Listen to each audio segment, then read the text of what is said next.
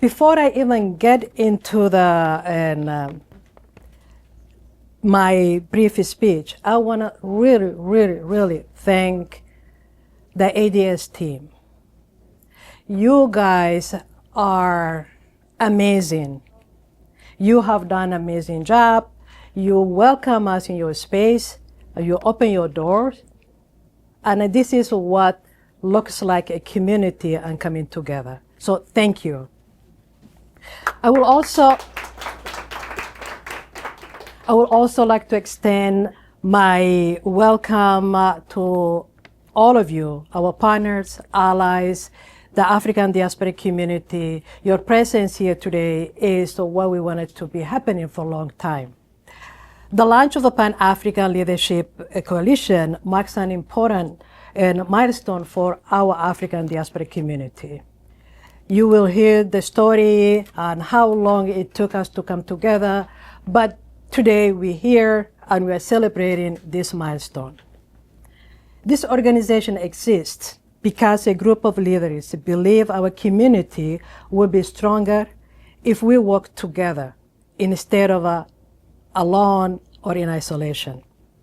They understood that leadership is not measured by the title or the role we have or we occupy, but the opportunities we create for others and the trust we build and the legacy we leave behind. That's what leadership is. The strength of any organization is found in the character, integrity, and a commitment of the people who choose to lead. It is my distinct honor to introduce you, the founding board of directors, the Pan-African Leadership Community. When I call your name, please stand up. This group is a remarkable of leaders who have accepted the privileged responsibility of guiding this organization with wisdom, again, integrity, and a deep commitment to our communities. Their service reflects a belief that lasting change is achieved when leaders work together with purpose and a shared commitment to the common good.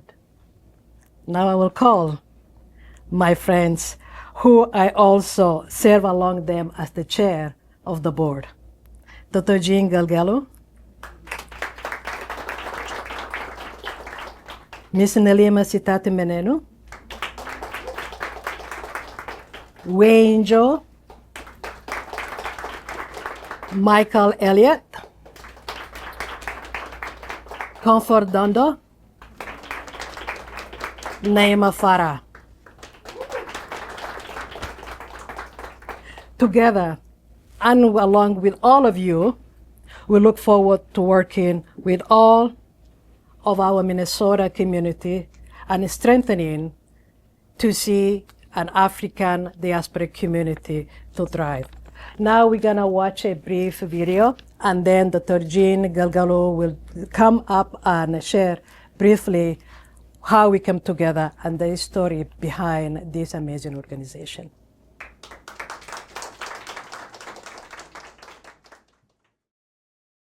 The idea of PALC existed in the mind of many of us, many of the African diaspora community leaders, and those who have been working with us. The formation of PALC, yes, has been a long time coming, and I think this is the moment for it to happen. A number of years ago, about 2014, there was a convening of a number of BIPOC leaders and organizations, and we made a trip to Portland.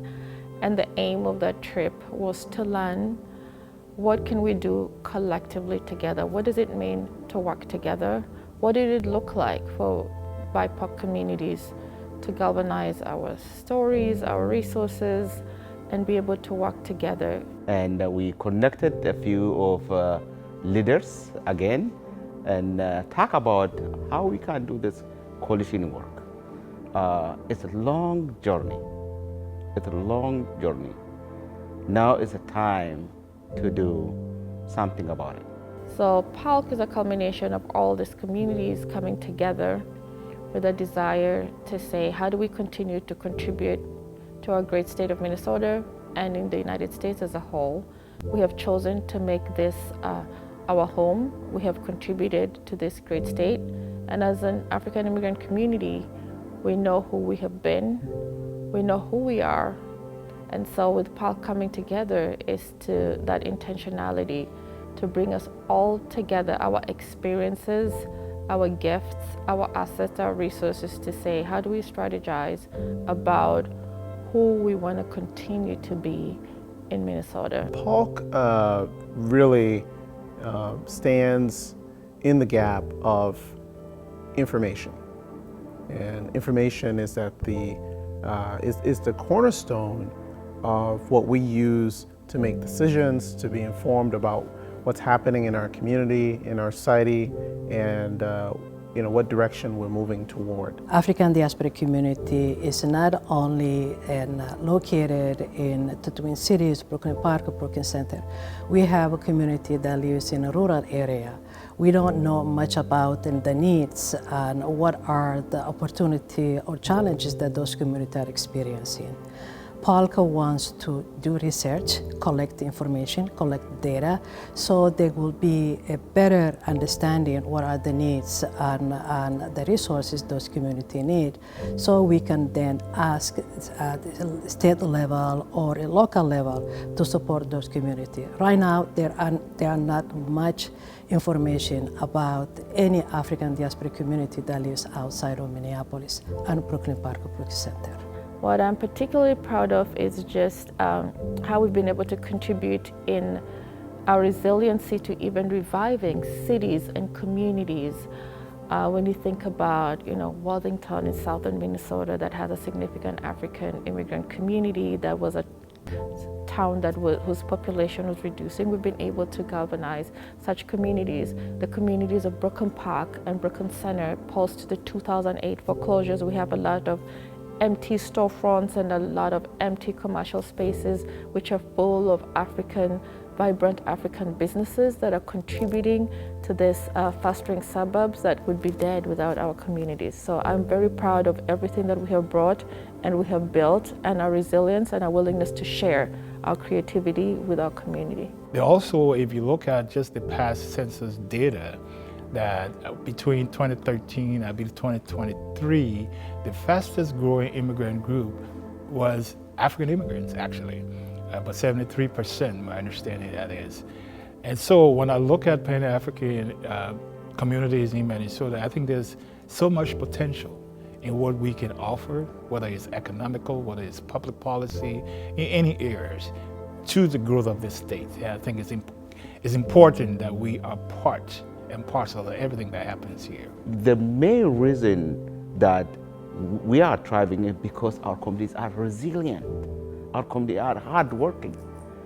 Our community not asking they're asking access to opportunity. They're not asking for handout, they're asking for access to opportunity. So that's a very major focus, right? So the economic, and then also how do we influence public policy? That we have to grow these leaders from a certain stage and grow them to the point, even the older folks to the point where we are actually participating in making decisions that impact our community. Because nobody better tells the story about our community than ourselves. If we're not there, we are being cut short of the kind of decisions that are being made. So I think it's a responsibility that we have challenged ourselves to be a part of, to grow leaders, to get involved in the society as a whole in Minnesota, so that we can see some results where when there are questions about Africans or African immigrants, that folks are coming to us to find the answers rather than bringing the answers to us. Despite all the challenges, despite everything that we have experienced as an African diaspora, we all have different stories. We have some folks immigrated here for various reasons. Some people are refugees from war-torn countries. Some people are economic refugees. Some people come from places that are unsafe. But we have come here and we have survived and we have built resilience. And so we are thriving in other areas. And so that gives me hope that we can do more. What is giving me a lot of hope of late is, despite the challenges that our community members have endured before coming to this land and being on this land, including what has just happened, since December, in this country with the surge, we still rise above and we still manage to show up and do the work. So that gives me a lot of hope. We're here to listen to community. This is an invitation for all of us to work together so that together we can imagine what the possibilities are, because the possibilities, we know the challenges, but the possibilities are also endless, and we know that they outweigh the challenges. And we also know that we have a lot of assets in our community. So the promise of Park is to be that agency and that crucible where we can all bring our imagination, our creativity, and our assets and begin to build together to imagine what the future can be. I want to give a context background about why we are here. Minnesota is home to one of the fastest growing African immigrant population in the United States. As of 2023, African immigrants make up about approximately 28% of state's foreign-born population, a significant increase over the past decades. The economic impact of African immigrants is estimated $33 billion in Minnesota, supporting $4 billion in taxes. African immigrants market in the United States is $385 billion, according to Dr. Bruce Corey research published in 2025. That is recent research published. This growth is closely tied to the community's strong presence in the workforce. Despite this strong contribution, African immigrants continue to face serious and persistent challenges. There are significant disparity in income, access to housing, quality education, and healthcare. The vision of Pan-African Leadership Coalition has deep roots in Minnesota African and immigrant communities. 2014, when approximately 50 community leaders from Minnesota traveled to Oregon to learn how community of color in Oregon successfully built unified coalition and advance the interest and well-being of diverse populations. And inspired by this model, community leaders returned to Minnesota with the goal of establishing similar coalition that would unite Black, Indigenous, people of colors, BIPOC communities across the state. While several efforts were undertaken to build such broad coalition, this initiative faced challenges and were ultimately unsuccessful. Nevertheless, the work sparked important conversation and led to formation of coalitions within various communities. Over the years, there were also attempts within African immigrant communities to create a unified coalition. Although this effort demonstrated strong interest and commitment, and they did not result in sustainable organizational structure. Recognizing the continued need for coordinated Pan-African voice, community leaders re-engaged in coalition building discussion in 2020, and the coalition established was engaged nationwide. In Minnesota, beginning 2023, a small group of dedicated community leaders intensified this conversation, exploring ways to strengthen collaboration, advocacy, and collective impact among African diaspora communities. This discussion gradually expanded to include more leaders and organizations, and resulting in increased momentum and broader community engagement. Today, the Pan-African Leadership Coalition represents the culmination of years of vision, dialogue, learning, and persistence. It seeks to unite leaders, organizations, and communities of African descent to advance shared priorities, strengthen collective leadership, and create lasting social, economic, and civic impact throughout Minnesota and beyond. Thank you very much.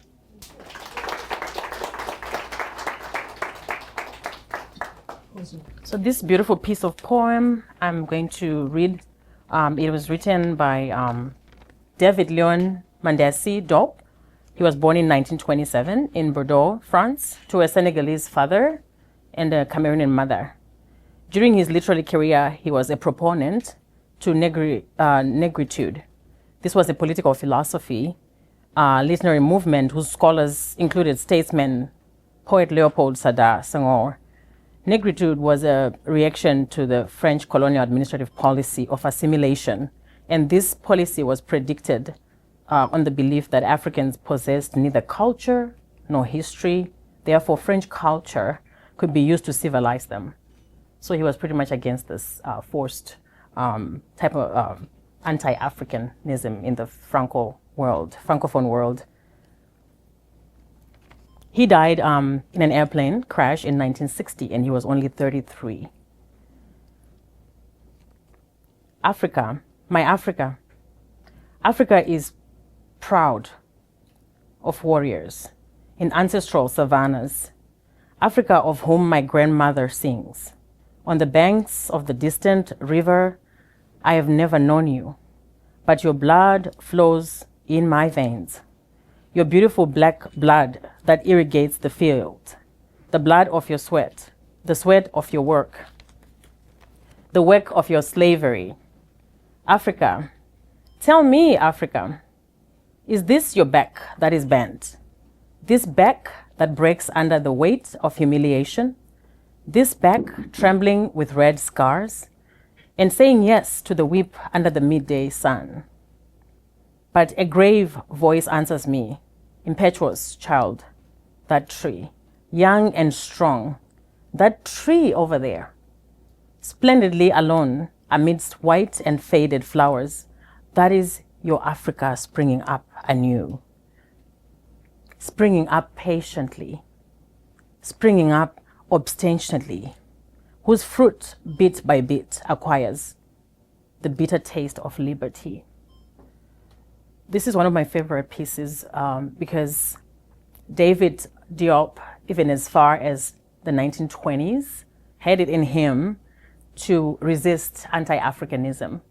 And I think that is what brings us today in unity, to continue to say, we continue to believe that we should continue to be united as Africans from all the four corners, all the four regions of Africa. Thank you.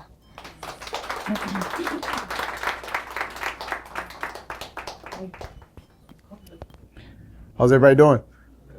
All right. Is this just for the camera? Okay. Like, okay. To hear? Okay. All right. So my name is Mike Elliott, and I am extremely happy to be here today. So All of you, thank you for being here. Welcome to our community leaders and friends. So, as the former mayor of Brooklyn Center and now a proud member of the board of directors of the Pan-African Leadership Coalition, it is a profound honor to stand before you to celebrate this historic launch.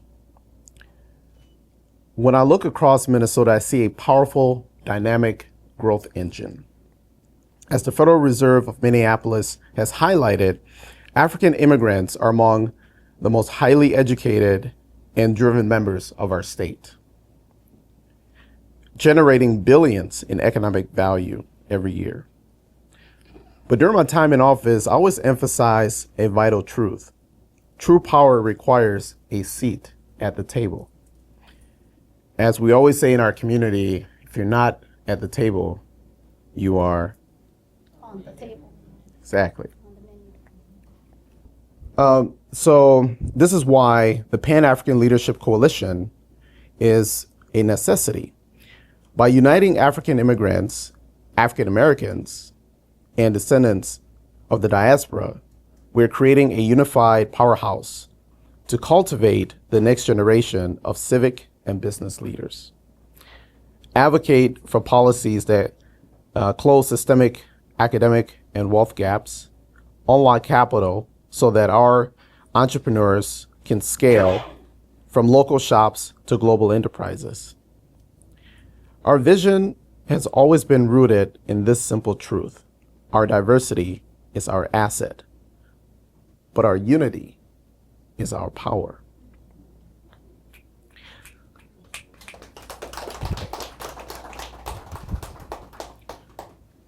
But let me be clear. This coalition is not just about advancing our community. It is about strengthening the very fabric of Minnesota. When we lift up the diaspora, we fortify our entire state's workforce, we expand our local markets, and we build more resilient economies for every single resident of the state. As Paul Wellstone famously said, we all do better when we all do better. So today, we move from being mere contributors to Minnesota's economy to continuing down the path of becoming a true architect of its future. A brighter, more prosperous future for all Minnesotans. So I want to thank all of us who are here today for this launch, this historic day. Let us build, let us lead, and let us prosper together. Thank you.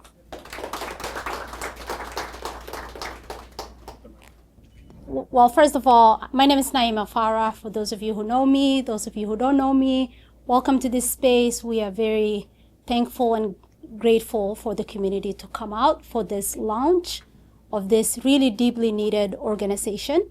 I'm not going to say long because my amazing colleagues and board leaders and my mentors have said it all, but I just want to welcome you all and leave you with the opportunity to continue engaging with this organization, this upcoming organization that's going to be part of the ecosystem. We really look forward partnering with you all and collaborating. As my colleagues have said, it took many, many, many years for us to get here. As one of the most recent, I'll say last 2 years, maybe a year and a half, joining this board, these leaders that I have always looked up to, that had this ambition and this vision many years, eventually getting here, took time, and it's going to take time for all of us to lead it forward into the future and to leave the legacy that we all want to see in our communities, with our children, and in contributing to the great Minnesota. I want to not dwell on all the negative things around us, but the unity and the power within us. So thank you for being here, and we look forward to being partners with you all.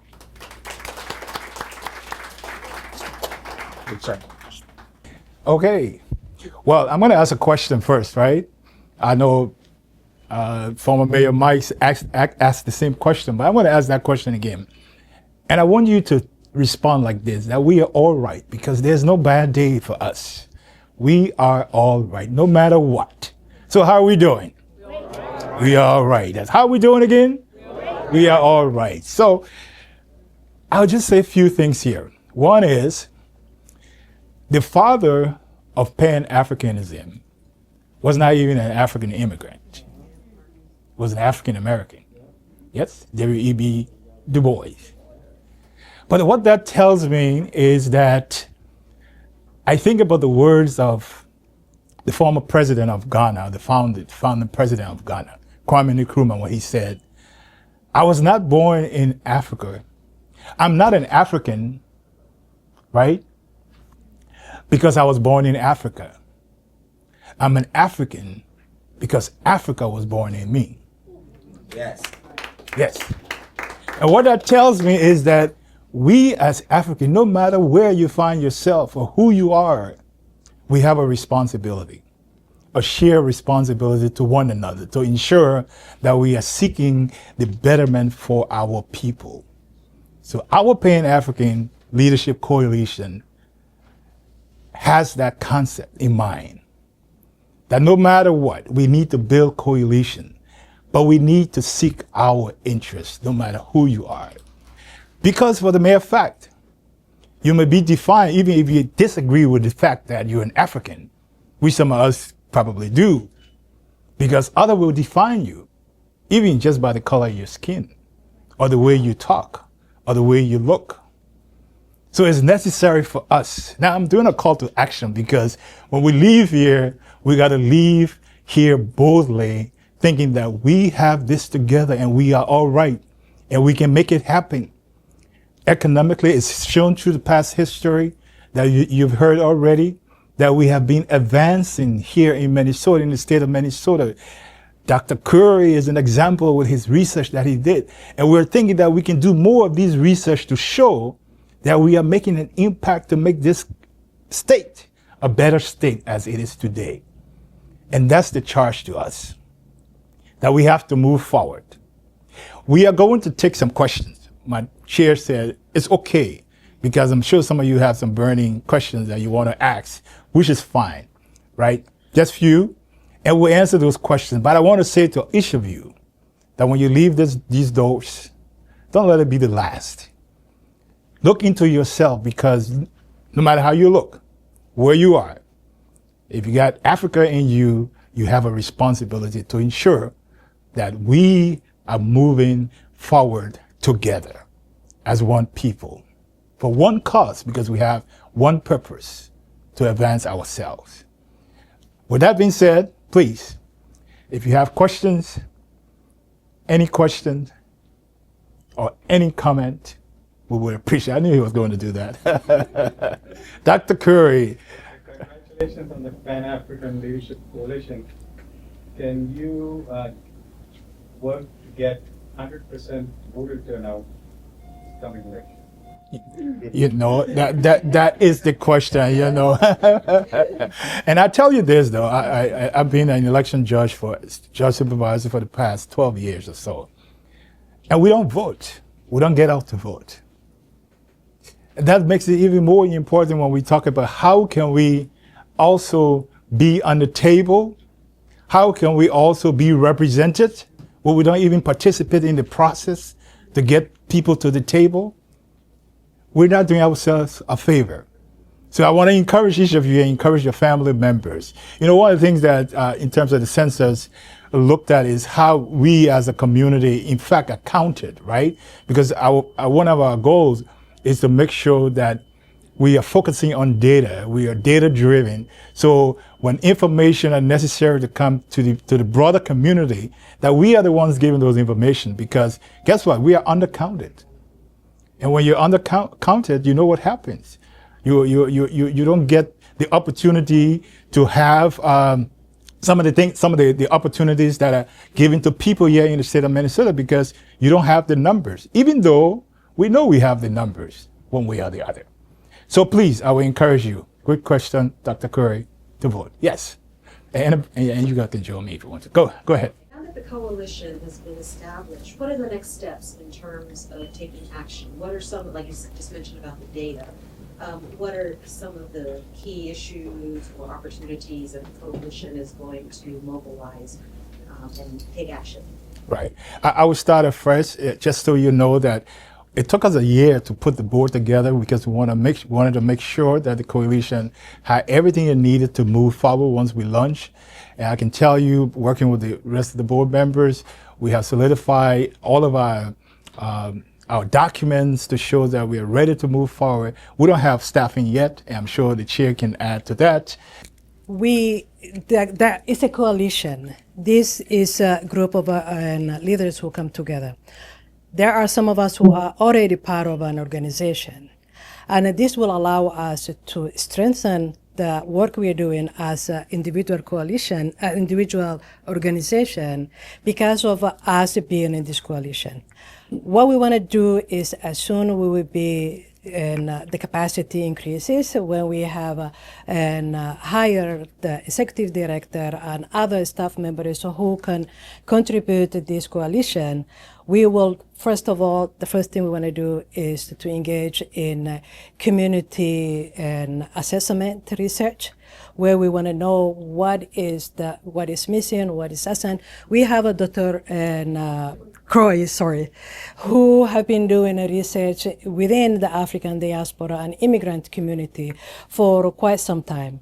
We would love to partner with him to see how we can do research in different areas and different communities, and then expand and see the work, how it looks like. I would also love to answer your earlier question about what we're doing about the empowering the community in this upcoming election. Again, we are new, we don't have staff members, but the individual organization is ASER, Ayadalis.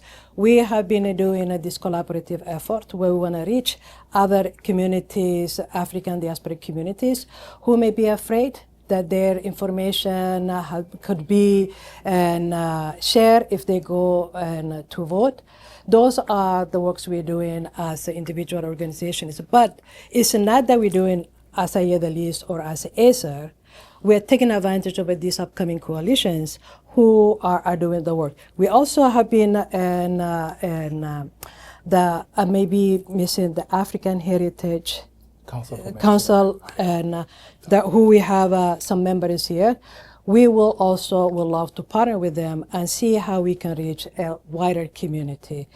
This is the purpose of this coalition. As having the visibility and the name where we can then reach out to other organizations. And sure, I wanted to, before we go next, I know we're doing a robust campaign on voting, and I'd like to definitely recognize our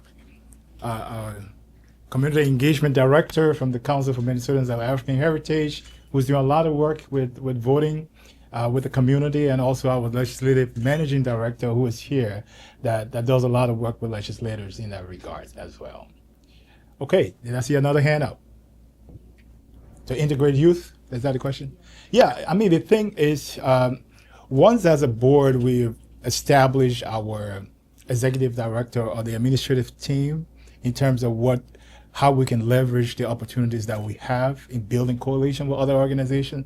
That certainly is part of that, because I think I mentioned that we want to grow leaders, right? We want to grow leaders around. Who are these? These are young people who we expect to be the future leaders, so that they can be in the spaces to be able to be on the table when decisions are made. So that is definitely a part of what we're thinking about. And how to do that, we'll just collaborate with organizations that are probably already involved with that, but just bring our own, the concept of what we're trying to achieve in that midst. Yes, is that okay? So the whole idea of Pan-Africanism has slavery tied to it, and history of diasporans. I would love call to action. I would love to see a robust action in terms of bringing African Americans in the room. You cannot have a successful Pan-Africanism coalition without that group, right? So, and it's part of the work that we do as a council, the Bridging the Gap Initiative. So I'd love to see that. Absolutely. Okay, just hang on. I see you. Let me do this side, then we come to this side. How about you? I just want to add to that. Got it. Just a couple, right? Just want to add to that, MJ. Okay. Just want to add to We that. need more. This is really important work in terms of the economic implications, the public policy implications, just social growth implications. So thank you all for the leadership in that. I think, part of the challenge that we have is, and we want to be positive because we're doing well, right? But part of the challenge that we have is that we have a lot of tensions in our communities and a lot of fragmentation, and cultural conflicts and misinformation, disinformation, a lot of ignorance in the community in terms of our groupings. And so one of the things that I think would be really beneficial for community leaders that are coming together like this is to devote some attention and energy towards education of our communities as we're trying to build knowledge and data and try to drive state systems and the economic systems. I think that we will need to really cultivate our communities to be resources for driving that. So I would really push to really support my brother MJ right here on that point, that that's an area of work that we all need to absolutely Yeah, let me answer what the question is that brought up. Dr. Jean, when he started the community context, he shared why we wanted to create this coalition and the history behind it. The communities that the group 15 people who in 2014 went to Oregon to understand how to build coalition. Those, when they come back, some of the community who travel were able to build coalition. One are called Council of Asian American. The second is the Forum, which is the African American leadership. They created the coalition. Then later on, there was the Latino lead who were not part of those who traveled to Oregon, but came together and decided to create a coalition. The one that is missing is the African diaspora. Does that make sense? Yes. We want to collaborate all of the coalition that exists, but African diaspora doesn't have a coalition. That is why we created this group of people. Okay, on this side. Go ahead.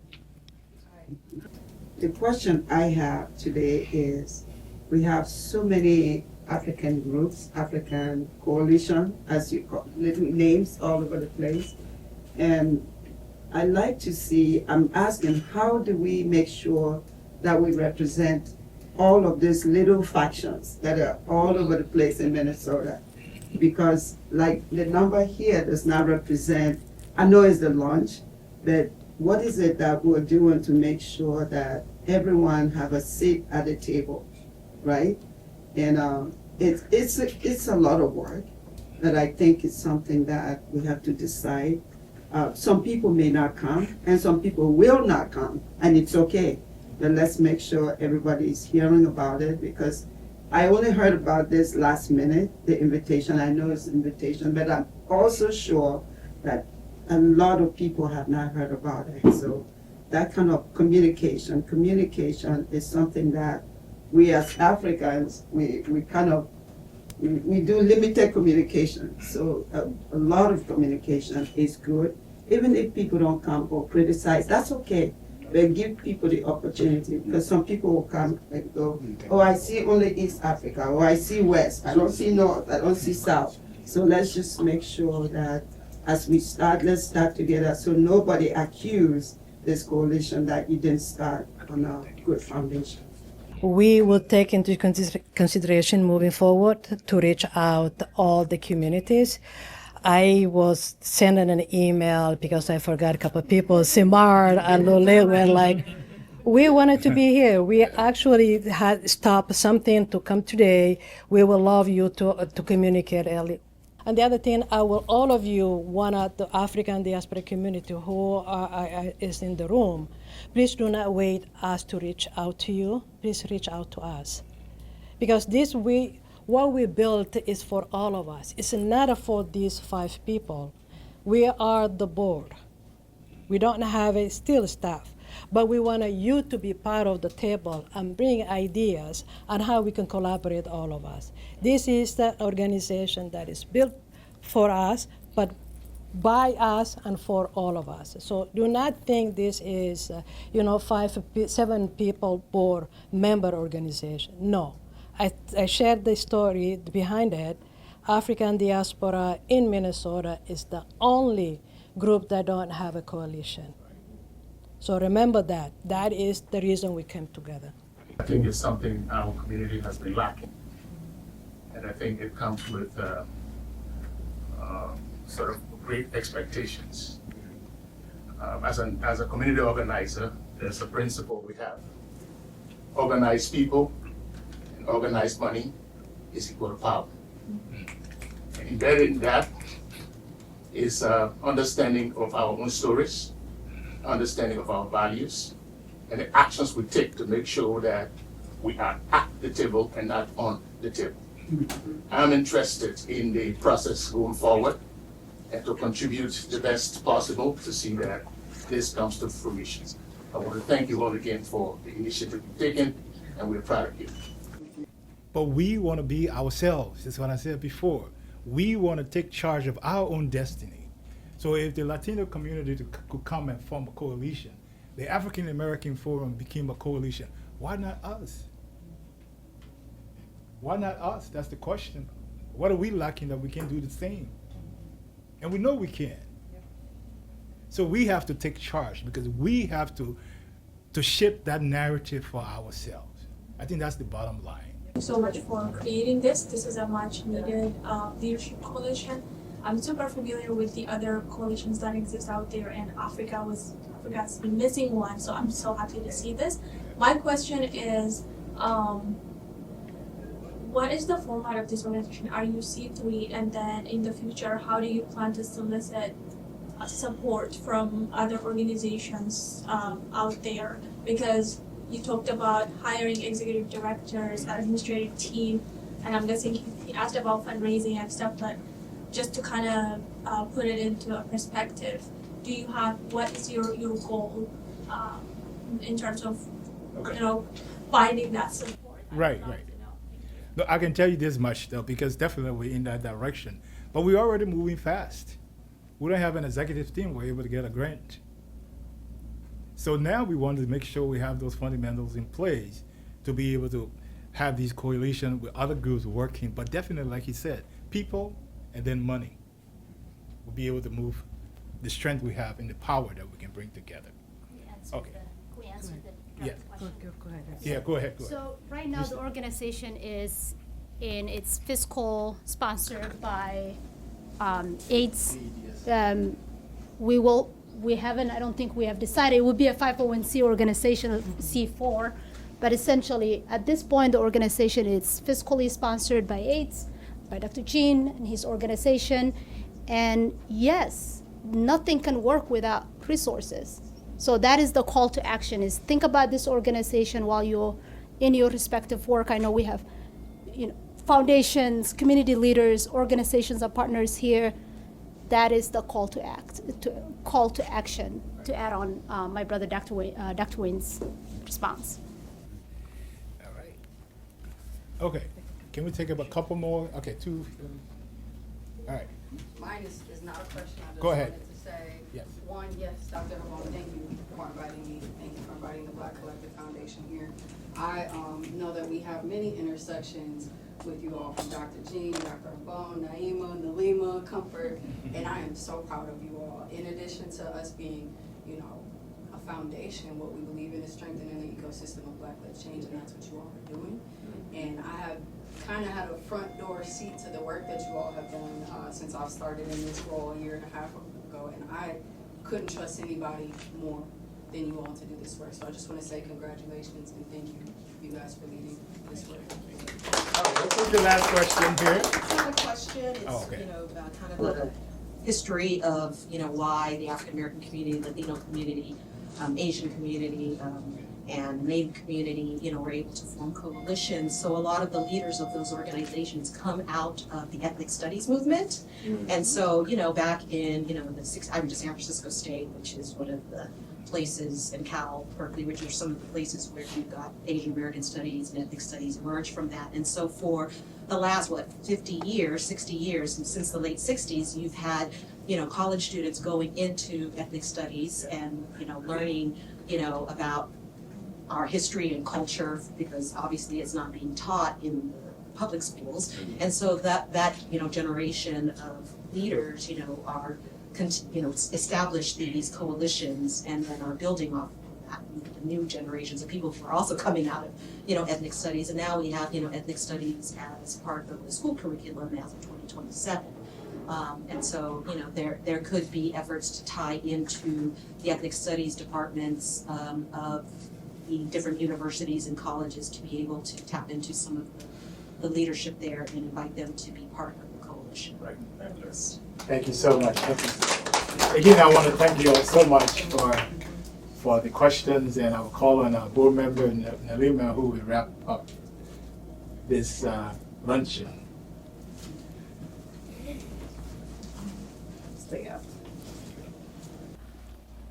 All right, how are we all doing? Very well. All right, so I have the simplest task, and because I'm standing in between y'all continuing to sit here and exiting, I'm going to keep it very brief. Mine is very simple.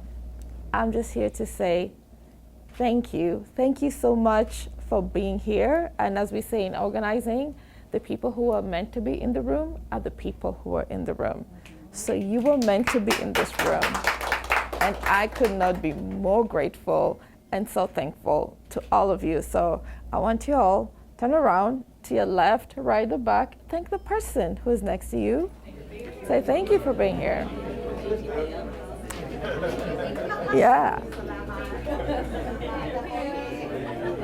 And you know what? Tell them thank you in your if you speak a different language. I was going to learn all the different ways of saying thank you in African languages, and I couldn't. I only know how to say asante sana in Swahili, so feel free to thank the person next to you in whatever language you speak, right?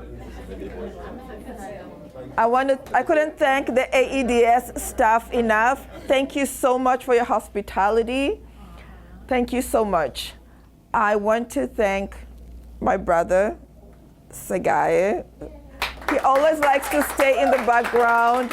He always so quiet. He kept us organized from the very beginning, keeping us up to date on our notes. Yes, Mr. Segaye, stand up, please. Yes, he likes to hide, but thank you so much. Thank you so much, my brother. We really appreciate you. And most of all, I want to thank our chair. Come here, Dr. Habon.